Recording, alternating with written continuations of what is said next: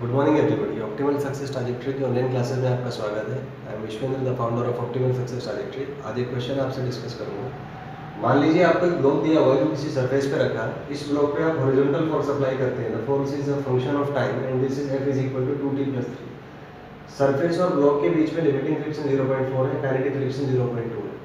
आपको बताना है first option time at which block will start moving and second is to draw its AT graph. सबसे पहले हम जानते हैं कि कोई भी सरफेस पे अगर कोई ब्लॉक रखा है तो ब्लॉक स्टार्ट करता है मूव करना जब उस पर लगने वाला एक्सटर्नल फोर्स लिमिटिंग फ्रिक्शन से ज़्यादा।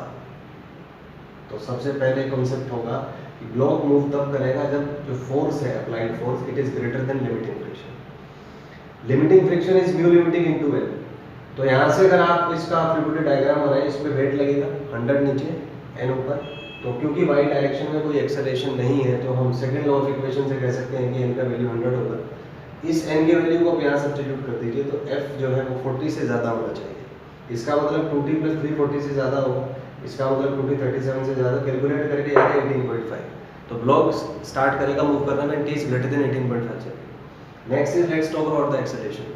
तो जब तक टाइम 18.5 से कम है तो एक्सेलरेशन 0 होगा क्योंकि ब्लॉक मूव ही नहीं करेगा। और जैसे ही टाइम 18.5 से ज़्यादा है तो फ्रिक्शन अब काइनेटिक होगा क्योंकि मोशन स्टार्ट हो चुका है। तो जाहिर सी बात है वैल्यूज चेंज हो जाएगी। तो इस पे 2t+3 एक्सटर्नल फोर्स बाहर लगेगा, mu kinetic into N 20 Newton पीछे लगेगा। मान लीजिए एक्सेलरेशन नहीं आया तो सेकंड इक्वेशन ऑफ मोशन से 2t+3 - 20 इज इक्वल टू 10 है। तो 2t - 17 10 है। तो एक्सेलरेशन यहाँ से इस फॉर्म में आ जाता है। अगर मैं चेक करूँ t इज इक्वल टू 18.5 तो कैलकुलेट करके ये 2 आता है। अगर हमें इसका ग्राफ होना है तो एक्सेलरेशन 0 है जब तक टाइम 18.5 से कम या इक्वल है। तो ग्राफ ऐसा है। उसके बाद 18.5 पे इस फंक्शन की डेफिनेशन के अकॉर्डिंग एक्सेलरेशन का वैल्यू 2 आया तो ग्राफ एकदम से यहाँ पे राइज करेगा। It will be discontinuous at t is equal to 18.5, जो कि होता भी है। आपने देखा होगा फ्रिक्शन के ग्राफ में अगर हम किस सरफेस पे हमने ब्लॉक रखा हुआ है तो जो ग्राफ बनता है फ्रिक्शन फोर्स अप्लाइड फोर्स का, उसमें किंग आता है। किंग मतलब sudden change, abruptly function rise करेगा and it is discontinuous at this point. तो यहाँ से फिर ये स्ट्रेट लाइन होगा ग्राफ और स्लोप इसका पॉजिटिव और इंटरसेप्ट नेगेटिव होगा, आप देख सकते हैं यहाँ से।